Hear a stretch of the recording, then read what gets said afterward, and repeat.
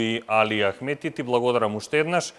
А почитувани гледачи, со нас вечерва во студиото е универзитетскиот професор и историчар Александар Стојчев. Добро вечер.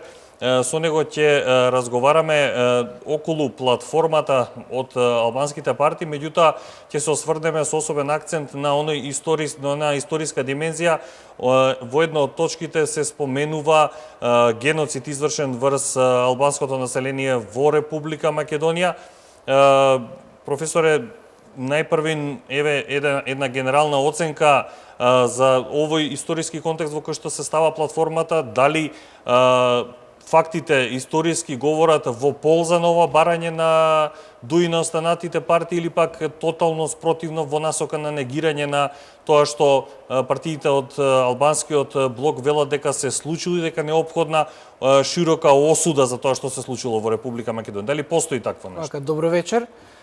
Ви благодарам за поканата и за можноста како универзитетски професор, како воен историчар, јавно да изнесам осуда за обиди за манипулација со историјата како наука која е базирана врз факти, во овие особено чувствителни и тешки моменти од кои зависи и иднината на Република Македонија и иднината на граѓаните на Република Македонија.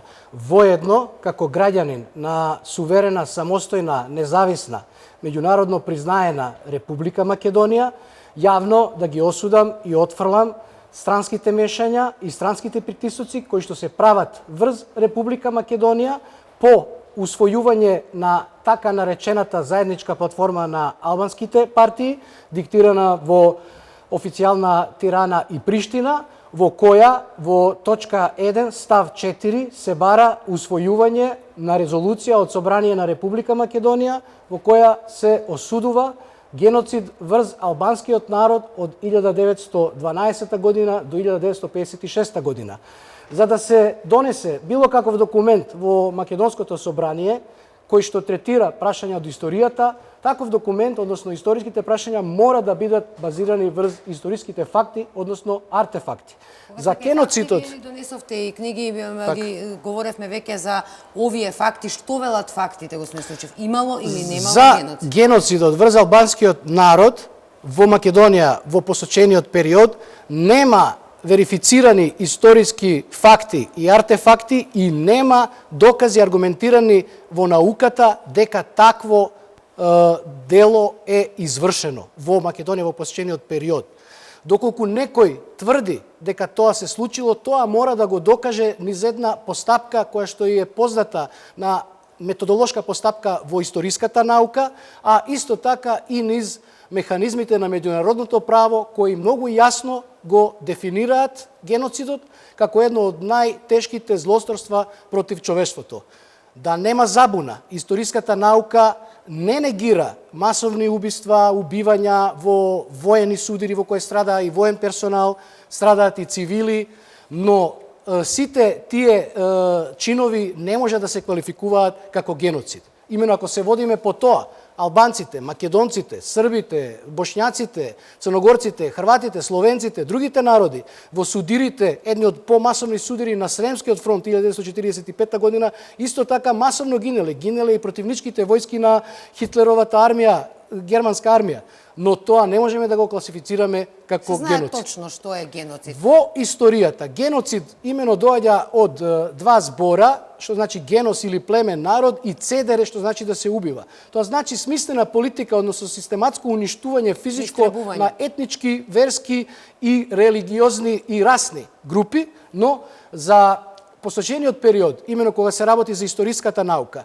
мора да изнесеме податок дека од 1912 до 1956 година во Македонија, имено во овој дел кој што се третира денешна Република Македонија, се случиле големи војни, меѓу кои и двете до сега најголеми во светот, Првата и Втората светска војна.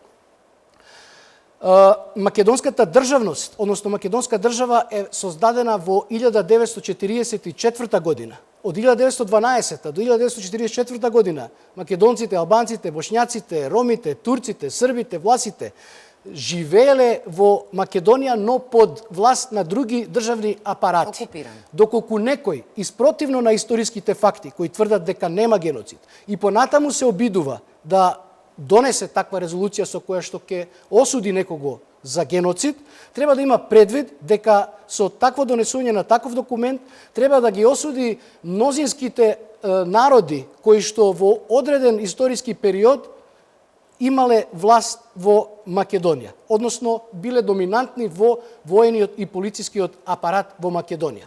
Што значи тоа? Тоа значи дека од 1912 година до октомври треба да ја осудиме Отоманска империја, односно Турција, односно мнозинскиот турски народ, дека извршил геноцид врз албанскиот народ во Македонија. Од октомври 1912 почнуваат Балканските војни, па се до 1915 септември имаме власт на Кралство Србија. Треба да го обвиниме српскиот народ и црногорскиот народ кој што исто така учествува во воени полициски апарат. Од септември 1915 до септември 1918 година треба да ја обвиниме царството Бугарија, односно да ја осудиме, како што се бара. Со што би ги осудиле мнозинскиот бугарски народ во тогашни воени полициски апарат за геноцид извршен во Македонија. Од 1918 до 1929 година да го осудиме режимот, односно државниот апарат на кралството на србите, хрватите и словенците, односно српскиот, хрватскиот, словенечкиот народ за геноцид врз албанците во Македонија. Од 1929 до 1941 година Кралство Југославија, исто овие народи кои што се конститутивно на Југославија за геноцид. Да не зборуваме уште поголеми последици од 1941 година, кога во Македонија по априлската војна навлегле окупаторски германски, италијански и бугарски војски. И од 1941 до 1944 година Македонија е под окупација на овие држави, нивни режими. Значи треба да го обвиниме германскиот народ, италијанскиот народ и бугарскиот народ повторно за геноцид врз албанците во Македонија. Господин Стојчев, јас имам уште едно прашање. Само да ве замолам, уште од 44-та, што е најголем апсурд во целата ова ситуација, од 1944 кога е создадена Автономска Македонија, државност на Македонија, до 1956 година би требало да ги осудиме македонските партизани, односно нашите дедовци, за извршен геноцид врз албанскиот народ во Македонија. Оние кои што ја создале државата Македонија и кои што се државно раководство се до 1956 година. Па тоа е апсурд. Тоа би значило, доколку се усвои ваква резолуција во собранието, дали знае господјата, ја спомнавте, Могерини, дека со тоа нашето собрание треба да донесе осуда на италијанскиот народ за извршен геноцид во Македонија? Дали знае господинот Габриел, министер за научни работи на Германија, дека со донесување на ваква резолуција треба да осудиме германски народ за геноцид во Македонија? И на крајот, дали знаат господата Заев, Шекеринска и Спасовски, дека со донесување на ваква резолуција треба да ги осудат своите дедовци за геноцид во албанците во Македонија? Оние што ја напишаа платформата, многу добро тоа го знаат.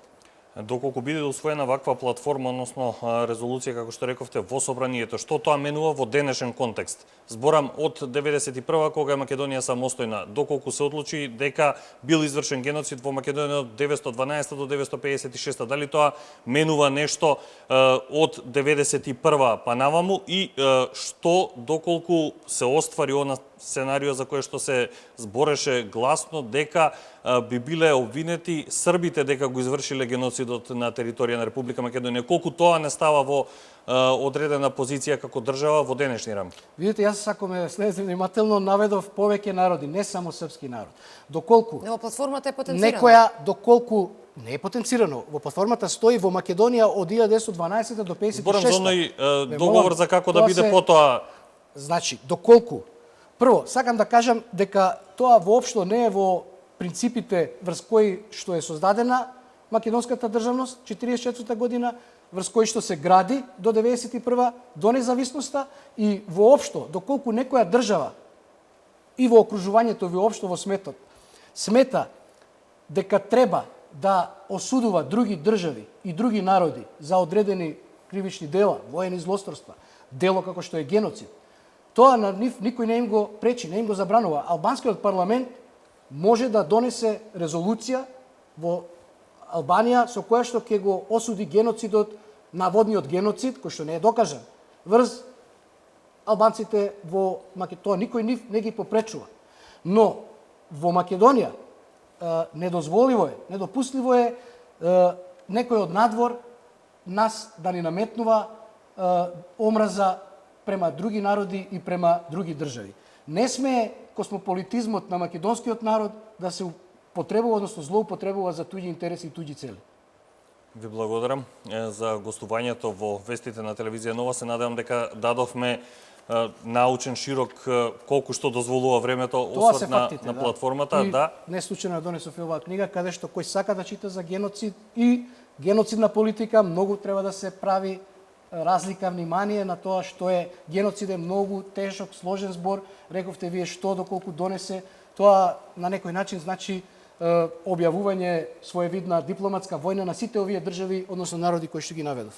Да се надеваме дека нема да дојде до тоа, како што кажате, пред фактите и боговите молчат, фактите се веќе запишани, тоа не е од вчера, туку од години наназад. Очекувам сите чинители на општеството во Македонија, политичките чинители, академската јавност, граѓаните, сите што им мислат добро на Македонија, да ја осудат и да ја отфрлат оваа така наречена албанска платформа. Ви благодарам за гостувањето во вестите на телевизија Нова. Ние чином Градимир овде и ќе ги завршиме вестите. Да, со оглед на времето кое што го имаме на располагање, овдека ги завршуваме вестите. Почитувани гледачи, ви благодарам за вниманието со кое не следевте. Со мене сте повторно заедно веќе во 20 часот, а со Анита малку подоцна во 20:30 на дебата. Токму така.